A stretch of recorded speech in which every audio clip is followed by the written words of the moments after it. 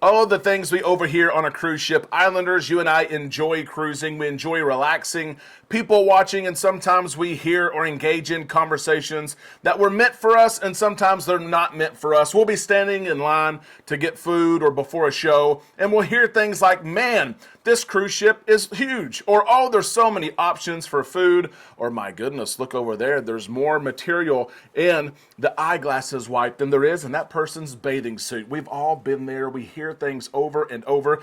And Amanda and I just cruised a 4-day cruise on board the Carnival Breeze where we heard a phrase repeated over and over and over. The phrase was, I'm never cruising again. Amanda and I were surprised by this phrase. And on the show today, we're going to talk about the phrase, why people use the phrase, and do they have a point in using the phrase, I am never cruising again. What a life that would be or not be.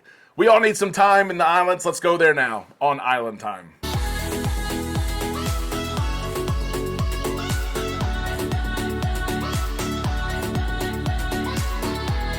We hope that you're having a great day. We are on Island Time. I am Derek. Let's drop our anchors and take some time to relax in the islands together.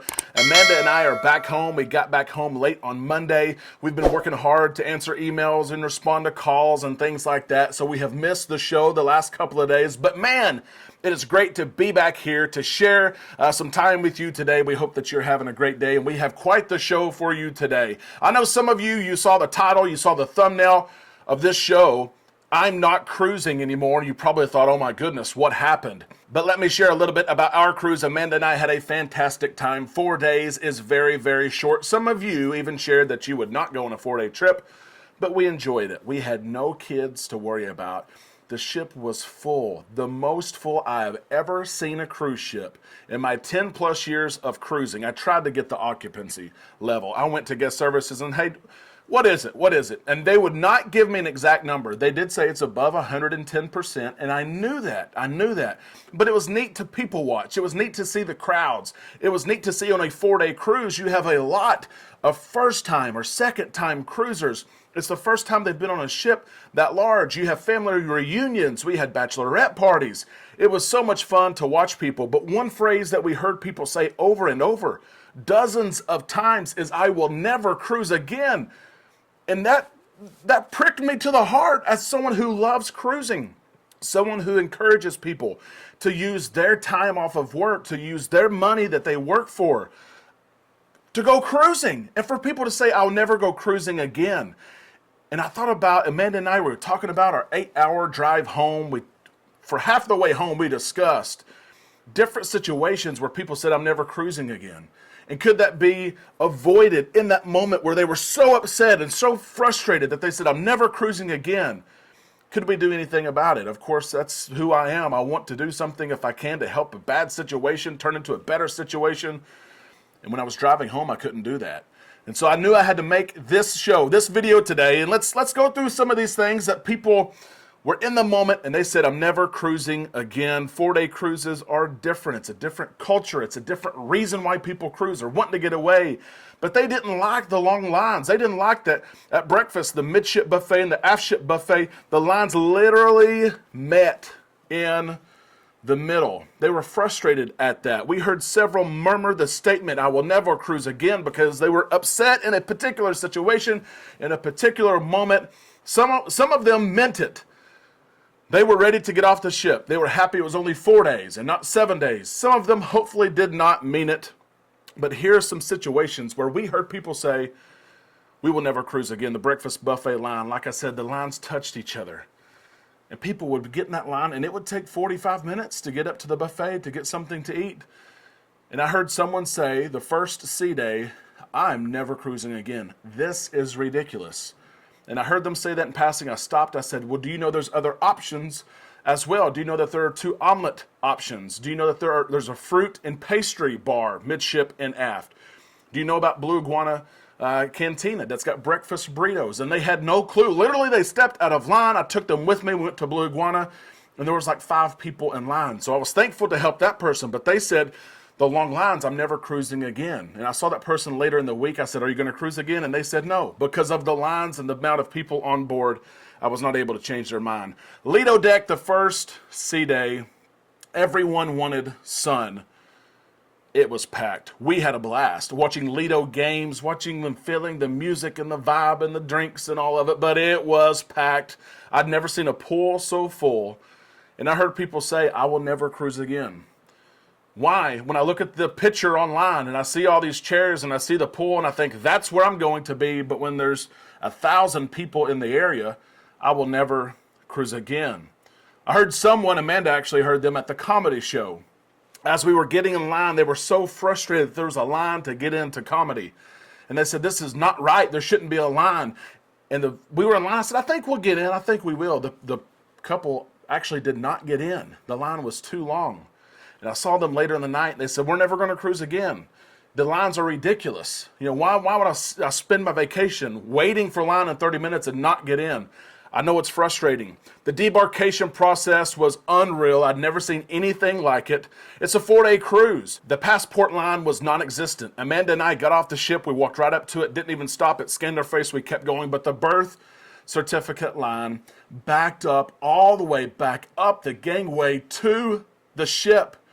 So much that it slowed down the boarding process. They had to quit calling people in zones to get off the ship because the line for birth certificates went all the way back to the ship. And I heard people saying, what are we in line for? And it made its way back. You're in the birth certificate line. And they said, really? I've got to wait here.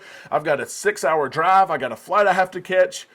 But the passport line, nobody was there. Again, 4-day cruise, new cruisers, people who probably don't have passports using their birth certificate.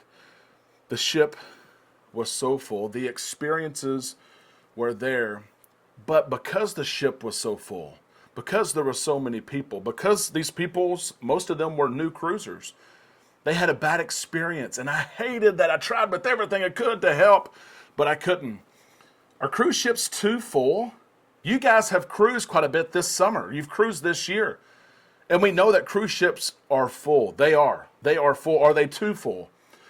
Are they so full that it's starting to impact the experience? Maybe that veteran cruisers like you and I have, we know some ways around. We know the tips and the tricks. But new cruisers, or those that have cruised 2 or 3 times, are we starting to see that they're having a bad experience because these cruise ships are so full? What can we do? What can cruise lines do, the industry do, to help people be knowledgeable about how to avoid lines and crowds and things like that? Is it right for cruise lines to fill every single berth they have? Every cabin of 3 have 3, every cabin of 4 have 4. Is it right? It's their business. They're responsible for the experience they deliver, I think. Let me know your thoughts, of course, in the comment section below. But one thing I tried to share with people, and I've reached out to even some of these people, is you have to set expectations. You have to know what you're getting into. Cruise ships are going to be full. If you're cruising the rest of 2023 into 2024, listen to me now. Cruise ships are full. It is so important. You set expectations and that you plan ahead for experiences. You plan ahead on how you're going to maximize your time on board. It's huge to have someone that you can plan that with. That's why I'm a huge proponent of travel advisors. Use Amanda and I at Island Time Travel. Use someone else, but use someone that can help you set expectations and do the research. How do you get something to eat at lunch when there's not a long line? What venues can you go to? Can you call ahead? Can you order the app? There's so many things you can do to avoid some of the most stressful and unpleasant experiences on the cruise ship so that you won't say, I'm not going to cruise again. All of these situations that I've shared with you on the show today could have been avoided. I mentioned the breakfast buffet line. I got the person out of line. We went to Blue Iguana Cantina. We got a breakfast burrito within a matter of 3 or 4 minutes. And I would love to go back to the line and said, hey, if you want food, you're not picky, come right over here and you can get food and you can be done and not wait 40 minutes. Lido Deck on the first sea day. It was packed. It was busy. Yes, you can get up early if you want to and you can get your chair. Of course, don't be a chair hog. But there's also other parts of the ship. The aft part of Lido is there. We were on the Breeze, so the Dream, Magic, and Breeze, they have the lanai on deck 5 that has so many chairs, that has hot tubs that overhang the edge of the ship. Deck 12 aft has loungers. There are other places to relax and enjoy. It doesn't have to be right there on deck 10 midship. It can be other places. Know those places. Know those places you can hang out. It could have been avoided, but these people They just didn't know. They didn't spend their time doing their research. The comedy shows, everyone knows, get there early. You got to get there early. Eliminate all doubt. It stinks to wait in line. It really does. Grab a drink before you leave Alchemy. Stop somewhere and grab a drink. Find a game.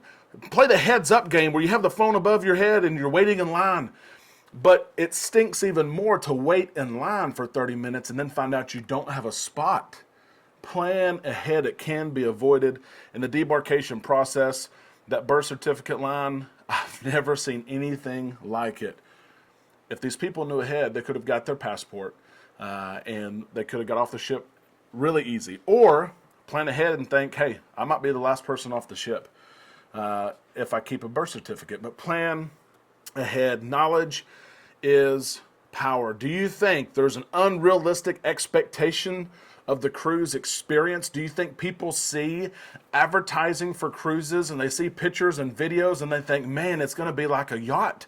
There's going to be all this room and there's going to be plenty of loungers and plenty of food? Or do you think that people realize, I'm going to have to wait in line for things. I'm going to have to plan ahead to get a lounger. Do you think that some of the things that cruise lines are doing, like packing ships as full as they can, is hurting the experience? Do you think there needs to be more material and knowledge shared with cruisers before they get on board to help alleviate and get in front of some of these frustrations? I think yes. But of course, I sit here in front of a camera and I try to help people almost daily what to expect. We want to help you, and there are so many others that want to help. Be sure that you use those resources here and you don't end up in a situation, I'll never cruise again. Let me ask you this question, Islanders. Have you ever been in a situation or something happened to you, you were treated a certain way, something was said to you, you were frustrated, where you thought there for a second, I'm never going to cruise again? I don't think that's ever come out of my mouth. I don't think that's entered my mind even, but it may have entered yours. Have you seen or heard people on a cruise ship say, yep, I'm not doing this again? What was going on in the moment? Could it have been avoided? Let us know in the comments section below. And do not fret, do not frown, do not worry. Amanda and I are cruising again. We are. This video is not about us. We are so excited to cruise. Our next one is booked in December, but we're not going to make it until then. We're going to have to book something else. Islanders, we hope that you enjoyed following us on that 4-day cruise. If you're not subscribed to this channel, be sure that you do so. Continue to follow our journeys and have the ability to share yours with us. We hope that you have a great day. We can't wait to see your thoughts in the comment section below. We'll see you on Facebook and tomorrow right here on Island Time.